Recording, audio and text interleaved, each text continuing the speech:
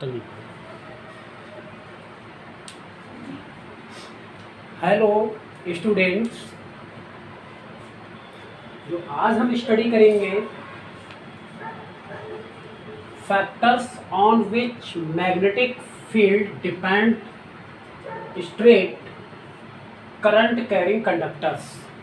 उन फैक्टर्स का स्टडी करेंगे, उन कारक का स्टडी करेंगे जिसकी वजह से मैग्नेटिक फील्ड पर डिपेंड करता है स्ट्रेट करंट कैरिंग कंडक्टर का। ठीक है, एक्चुअली इसका नोट्स मैंने कल आपको प्रोवाइड कर चुका हूँ और उसको एक्सप्लेन करने के लिए रह गया, जो मैं इस वीडियो में एक्सप्लेन करने जा रहा हूँ। तो नंबर 1, जिसमें पहला first it is the electric current. Electric current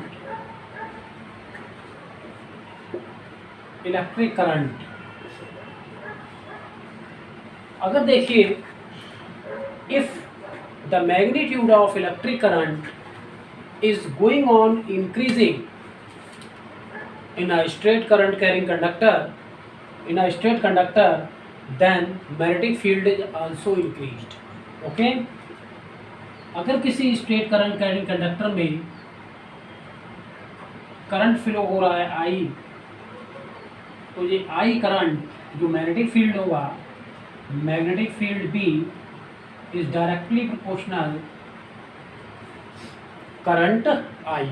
ठीक है, it means if current is increasing then magnetic field is also increasing। अगर करंट इंक्रीज होगा तो मैग्नेटिक फील्ड भी क्या होगा, इंक्रीज होगा। ठीक है, सपोज दैट 1 एम्पियर का करंट है। For 1 ampere current if we take the current 1 ampere, तो मैग्नेटिक फील्ड उसके लिए कितना, 1 टेस्ला। अगर मान लीजिए करंट है 2 एम्पियर, तो मैग्नेटिक फील्ड यहाँ पर कितना हो जाएगा, 2 टेस्ला। ओके, तो we can say if the magnetic field is increased, then if the current is increased, flows through the conductor, then magnetic field is also increased।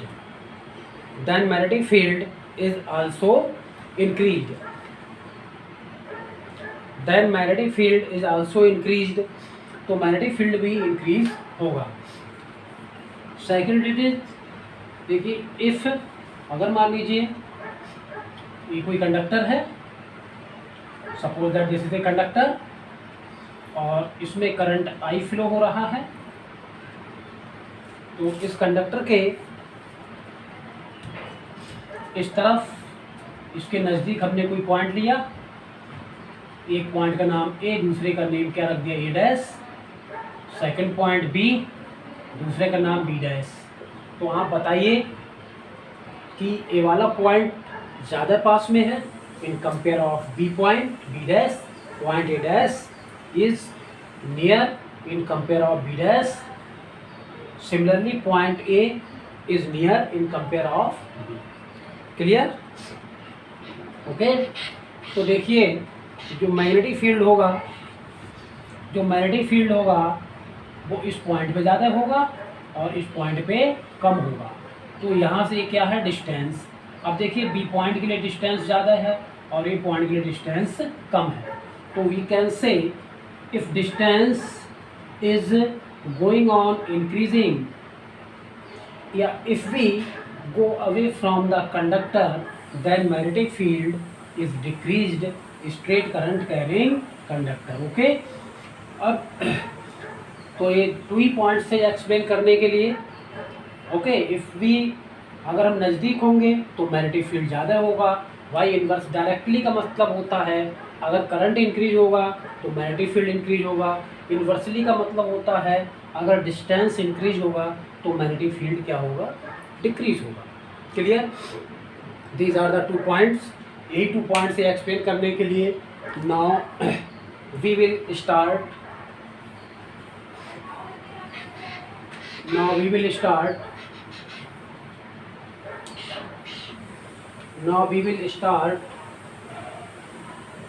Screw rule और right hand thumb rule. Screw rule और right hand thumb rule, इसकी वजह से हम क्या निकालते हैं, magnetic field का डायरेक्शन निकालते हैं। कैलकुलेट करते हैं मैग्नेटिक फील्ड का डायरेक्शन किस तरफ होगा। ठीक है, स्क्रू रूल लिखिए direction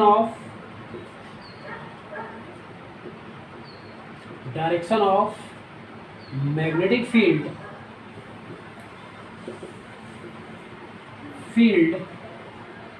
is calculated by direction of magnetic field is indicated by right hand thumb rule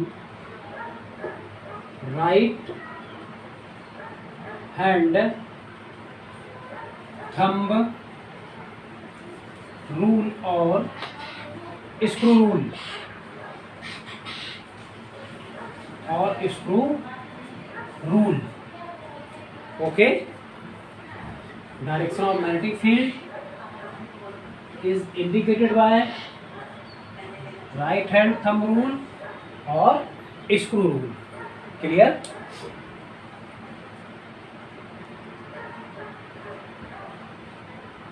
तो देखिए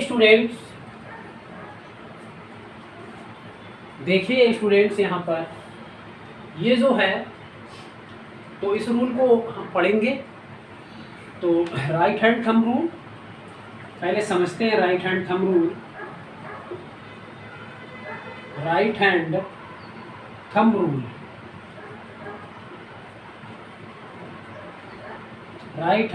रूल क्या होता है देखिए। राइट हैंड थंब रूल, अगर suppose that this is a straight current carrying conductor और इस कंडक्टर को हमने इस तरह से होल्ड किया है, तो जो डायरेक्शन थंब का है this is the direction of current. और देख लीजिए हमारे फिंगर कैसे कर्ल होते हैं, क्लॉकवाइज या एंटी क्लॉकवाइज। क्लॉकवाइज ना, दीज आर द क्लॉकवाइज। ऐसे ही तो दिखाई दे रहा है क्लॉकवाइज, इस तरह से दिस इज क्लॉकवाइज। अगर हमारा करंट डाउनवर्ड जा रहा है तो कैसे होंगे, क्लॉकवाइज होंगे। ठीक है, कैसे होंगे, क्लॉकवाइज। अगर ये करंट देखिए अपवर्ड है तो ये कैसे होंगे, एंटी क्लॉकवाइज। तो हमारे फिंगर कैसे अपवर्ड के लिए, एंटी क्लॉकवाइज। ऐसे ही तो आ रहा है इस तरह से, देखिए एंटी क्लॉकवाइज। भाई इधर ही तो फिंगर एक कर्ल हो रहा है anti clockwise, this is anti clockwise. अगर हम ऐसा कर दें तो आपको कैसा दिखाई दे रहा है, क्लॉकवाइज। मतलब करंट अगर डाउनवर्ड होगा तो क्लॉकवाइज, करंट अपवर्ड होगा तो anti clockwise. Means direction of current को कौन इंडिकेट कर रहा है, थंब। डायरेक्शन ऑफ करंट को कौन इंडिकेट कर रहा है, थंब। और जो हमारे फिंगर का रोटेशन है, फिंगर का जो टर्न होने का तरीका है, फिंगर टर्न होने का वे है, ये क्या शो करता है, मैग्नेटिक फील्ड लाइंस को। किसको शो करता है, मैग्नेटिक फील्ड लाइंस को। तो डियर स्टूडेंट्स, इसको थोड़ा लिखते हैं हम इसका statement. If we hold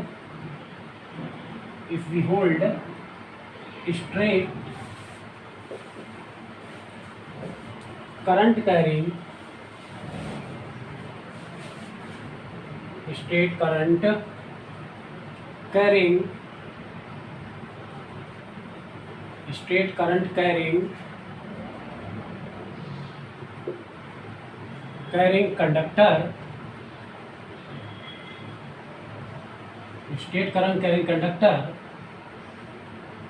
then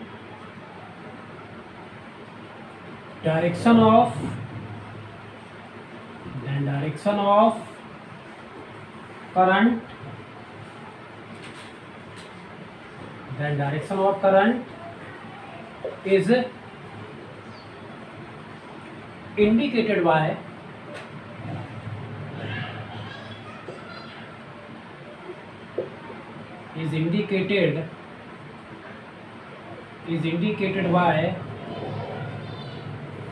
the direction of current is indicated by thumb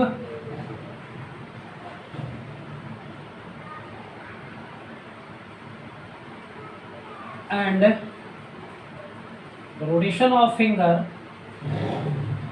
and rotation of fingers gives the direction of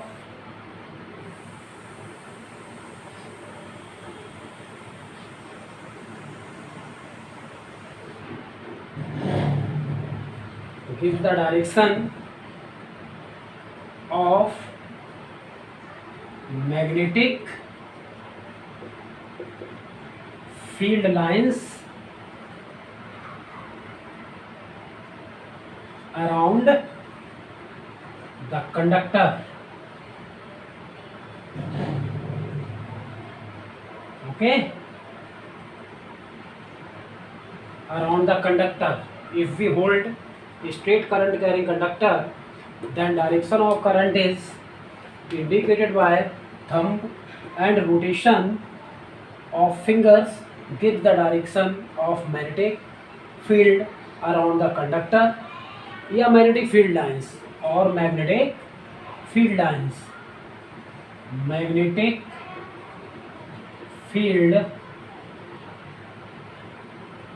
lines, यहाँ पर इसको आप नोट कर लीजिए, अराउंड द कंडक्टर। क्लियर?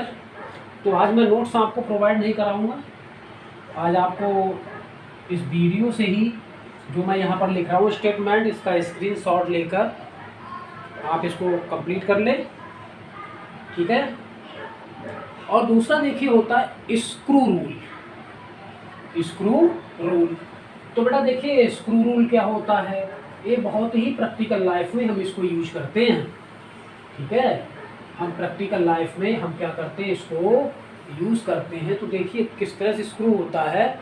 अगर हम स्क्रू जो आपके घरों में पेच वगैरह यूज होते हैं, पेचकस से जो हम कसते हैं, ठीक है, या फिर जो ड्रिल मशीन होती है, ठीक है। अगर मान लीजिए हमें क्या करना है, किसी पेच को किसी दीवार में एंटर कराना है, तो हम उसको कैसा घुमाएंगे, उसका जो रोटेशन होगा वो क्लॉकवाइज होगा। जब क्लॉकवाइज होगा, जो कहाँ जा रहा है, इनटू अंदर जा रहा है ना, दीवार में जा रहा है। अगर मान लीजिए ड्रिल मशीन है, ड्रिल मशीन से अगर हम कोई होल करते हैं दीवार में, तो वो एंटी क्लॉकवाइज मूव होती है और उसका डायरेक्शन कहाँ होता है, सॉरी क्लॉकवाइज मूव होती है। कैसी मूव होती है, clockwise.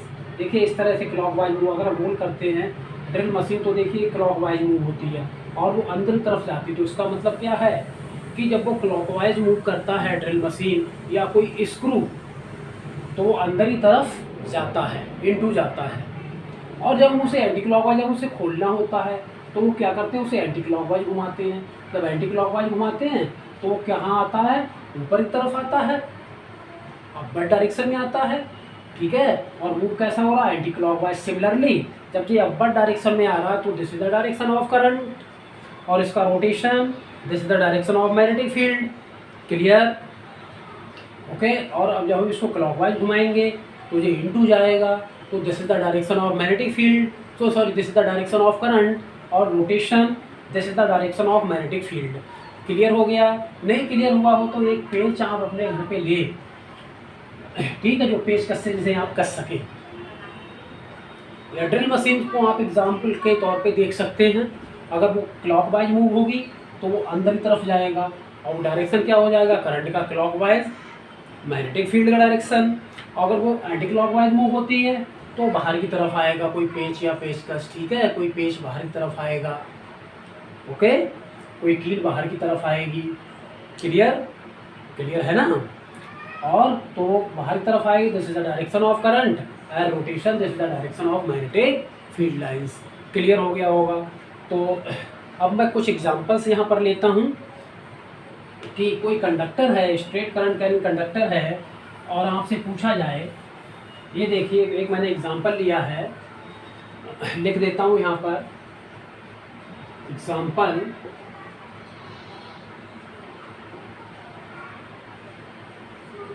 Find the direction of magnetic field, find the direction of magnetic field at point capital A and capital B. Find the direction of magnetic field at point capital A and capital B. तो ये कोई conductor मैंने लिया है, this is point A, and this is point B. एक point इस तरफ लिया, दूसरा पॉइंट इस तरफ लिया, और इसमें डायरेक्शन जो करंट का है, ये अपवर्ड डायरेक्शन में करंट है। This is the direction of current. ये करंट का डायरेक्शन है। तो थंब के डायरेक्शन में हम क्या रखेंगे? करंट डायरेक्शन हमारा थंब हो गया। अब देखते रहिएगा आप ध्यान से, इधर से मैं समझाता हूँ। करंट के डायरेक्शन में हमारा क्या हो गया? थंब हो गया, ठीक है। करंट के डायरेक्शन में क्या आ गया? थंब आ गया, दे रहा दिखाई। और फिंगर हमारे पॉइंट बी पे बंद होते हैं। फिर से करंट के डायरेक्शन में थंब, पॉइंट बी की तरफ हमारे फिंगर क्या होते हैं? बंद हो रहा है। तो यहाँ पर इस पॉइंट में जो मैग्नेटिक फील्ड का डायरेक्शन होगा वो इनटू होगा।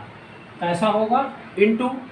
फिर से अब पॉइंट बी पे तो हमारे फिंगर क्या हो रहे हैं? अंदर की तरफ जा रहे हैं, मतलब बंद हो रहे हैं फिंगर, मुट्ठी बंद हो रही है। और पॉइंट ए पे देखिए मुट्ठी खुल रही है। तो इसका मतलब क्या है? ये डायरेक्शन होगा आउटवर्ड। पॉइंट ये डायरेक्शन क्या होगा? आउटवर्ड। तो आउटवर्ड मैग्नेटिक फील्ड जो होता है वो क्रॉस साइन होता है। कैसा होता है? Cross sign. इस तरह से क्रॉस साइन होता है। ये इनटू का साइन होता है, ठीक है। तो याद रखिएगा, डॉट मीन्स अगर कहीं पर डॉट इस तरह लगा हुआ है, इस तरह इसको क्लोज कर लेता हूँ। Dot means direction of magnetic field, direction of magnetic field into plane of paper या into plane of white board. ये प्लेन है व्हाइट बोर्ड का, जिसपे मैं लिख रहा हूँ this is the plane of white board. हम अर्थ पे किसी फर्श पे खड़े हुए हैं, this is the plane of, हमारे रूम का वो हो गया, फर्श पे खड़े हुए प्लेन ऑफ फर्श हो गया, फ्लोर हो गया, ठीक है। इसी तरह से किसी टेबल पे खड़े हो जाएं तो that is called the plane of table.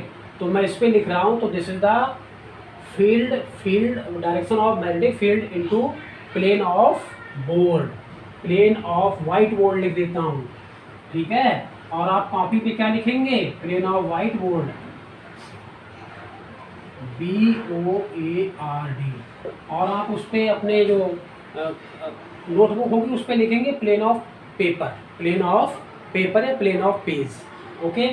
ऐसी पॉइंट ए पर magnetic field into plane of white board, direction of magnetic field into plane of white board at point B. Point B के लिए हो गया direction of magnetic field into plane of white board at point A. Point A पर direction of magnetic field plane of white board होगा, और point A पर direction of magnetic field, direction of magnetic field, direction of magnetic field outward plane of board, plane of white board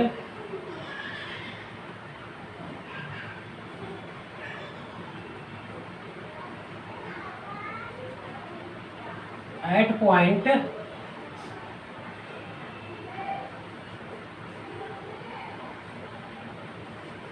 point A. Clear? अब एक question और दे देता हूँ आपको करने के लिए, इसे सॉल्व करके दे दीजिएगा आप। एक एग्जांपल देता हूँ, ठीक है। इसमें करंट जा रहा है डाउनवर्ड, इस तरह से करंट जा रहा है। इसमें current is going in the downward direction. This is point P and this point Q. Find direction of magnetic field, direction of magnetic field this is P and this is Q. Direction of magnetic field at point P and Q. Okay, direction of magnetic field at point P and Q. P और Q point पे हमें magnetic field का direction calculate करना है. यहाँ पर कुछ इस तरह डायग्राम बना देता हूँ, अदरवाइज आगे ज़्यादा बच्चे कंफ्यूज हो जाएंगे आप में से. ठीक है, ये ऐसे इलेक्ट्रिक करंट है, this is the electric current, this is point P, this is point Q. Clear? Okay, thank you. आज आप लोग रोल नंबर 1 to 10 अपनी जो है आंसर शीट के लिए सेंड कर दे मुझे, 10th A और B दोनों स्टूडेंट्स. क्लियर? Thank you.